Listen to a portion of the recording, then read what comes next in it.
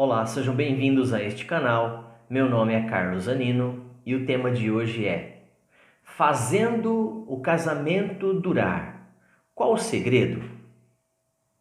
Queria passar para você com base bíblica sobre esse assunto, tá? Principalmente para os cristãos, tá? Mas antes que eu fale sobre o assunto, já deixa o seu like, dá um toque aí no joinha, se inscreva no canal para estar recebendo outros vídeos, outros temas.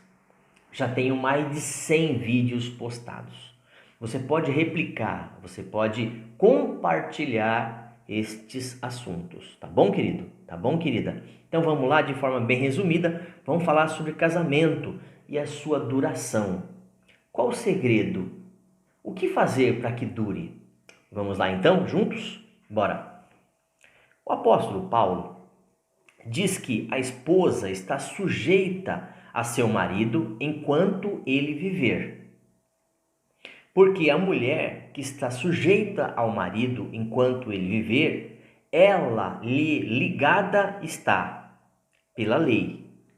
Mas, morto o marido, ela está livre da lei do marido. Romanos 7:2. O princípio que podemos perceber aqui é de que alguém tem que morrer antes que o casamento acabe. Certo?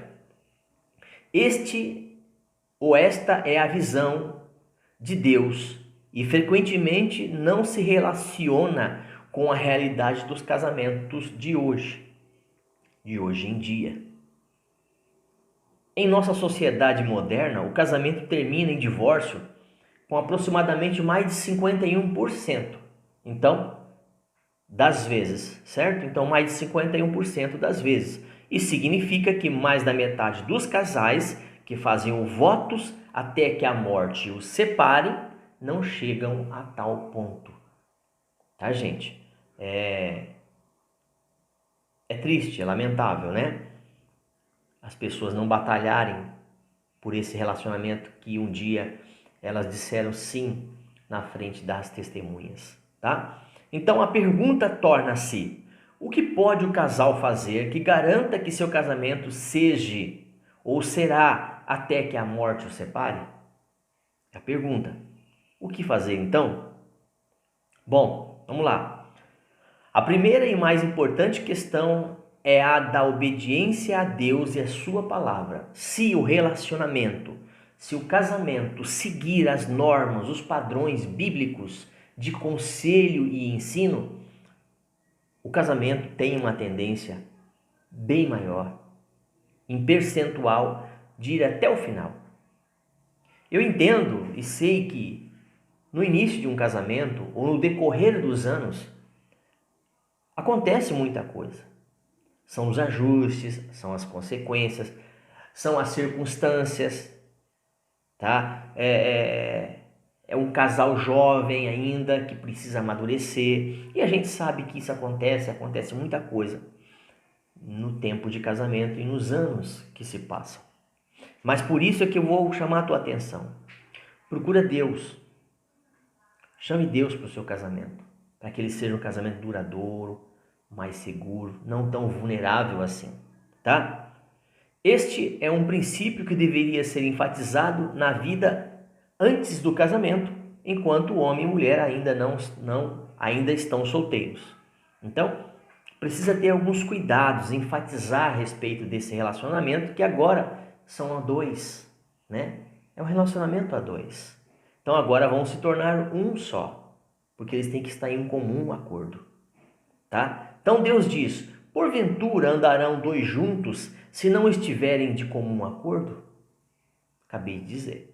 Então são duas pessoas diferentes que agora vão se tornar uma, o mesmo pensamento, o mesmo princípio, modo, jeito, tá bom? Vão ter que estar em comum acordo. E se eles não estiverem em comum acordo, como é que eles podem estar juntos? Como é que isso vai dar certo? A referência está lá em Amós 3:3, no Velho Testamento, tá bom? Dá uma olhadinha depois para o vídeo e dá uma lida, tá ok? Para o crente nascido de novo, isso significa jamais começar um relacionamento sério com alguém que também não seja um cristão.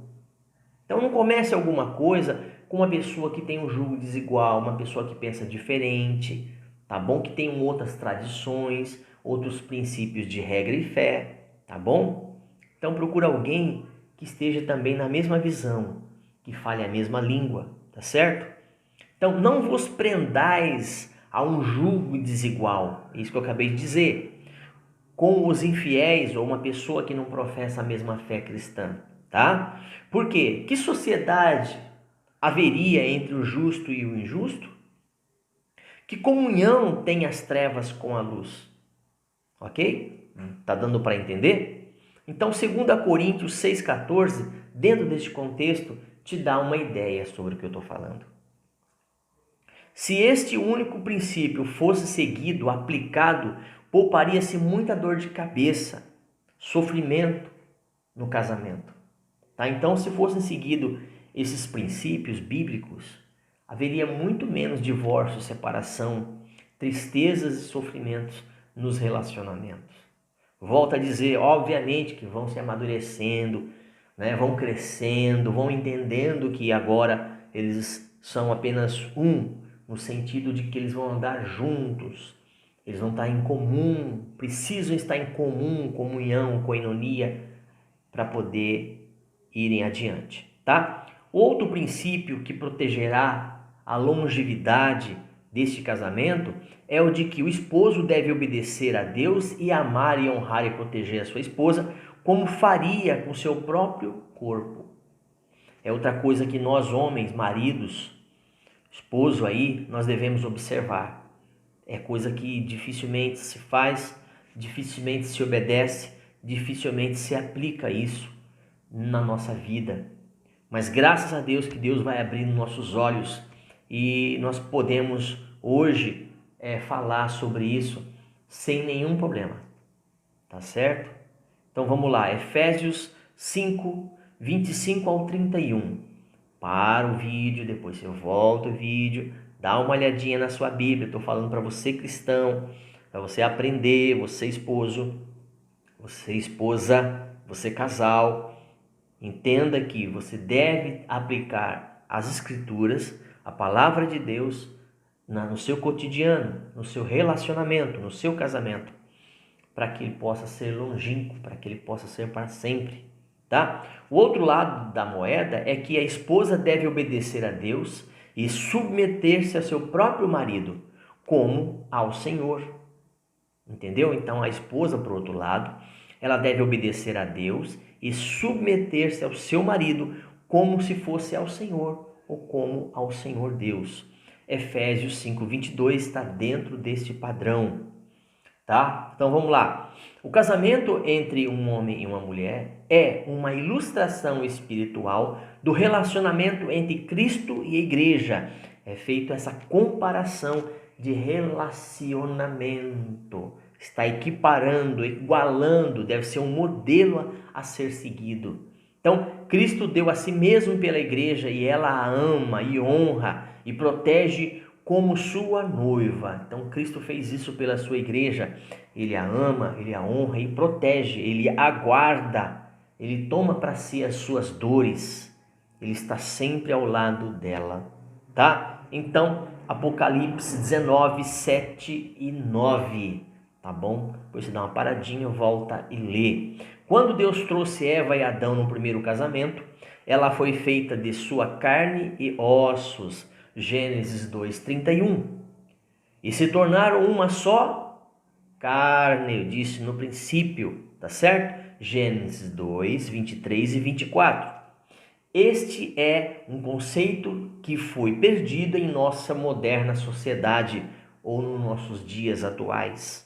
Tá?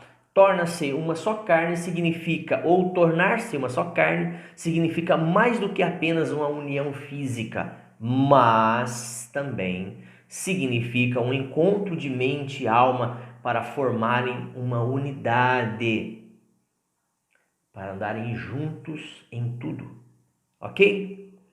O relacionamento vai muito além da atração sensual, emocional, e entra na esfera da unidade espiritual, que somente pode ser encontrada quando os dois se rendem a Deus e a si mesmos. Então, é mais do que um rostinho, um corpinho bonito, é mais do que uns olhos azuis ou verdes, é mais do que os bens, é mais do que a troca sensual, é mais do que qualquer outra coisa. Eles se tornam uma unidade, uma união, um relacionamento espiritual, tá certo? Então é isso que acontece. Então, como é que podemos então chegar à conclusão disso? Este é um relacionamento que não é feito de eu ou meu, mas de nós e nosso. Tá? Então já não é mais seu individual, ser individual, mas nosso. Agora estão a dois, formando um. Tá certo? Então, este é um dos segredos de ter um relacionamento duradouro. Fazer um casamento que dure até que a morte o leve um ou ao outro, que o separe dentro disso, deve ser a prioridade para se solidificar um relacionamento vertical, horizontal, vertical, tá? No sentido de fazer essa diferença e que essa diferença faz toda a diferença no relacionamento horizontal e vertical, tá certo? Entre marido e mulher. Seja duradouro e que seja dessa forma para todos sempre. Entenderam agora? Eu creio que eu pude passar alguma coisa que deva ajudar vocês. Tá bom? Tem sido uma bênção na minha vida. Obrigado, meu Deus. Tem sido muito bom esse meu relacionamento com a minha esposa, com a minha família, com meus filhos, nora, neto, pai, sogro, sogra, dentro da sociedade. Já dei trabalho, sim, confesso que dei muita cabeçada, mas se a gente colocar Deus na nossa vida, Deus no relacionamento, Deus no negócio, as coisas mudam, tá bom? Que Deus possa abençoar grandemente os seus dias, sua família, a sua casa, e até um próximo vídeo.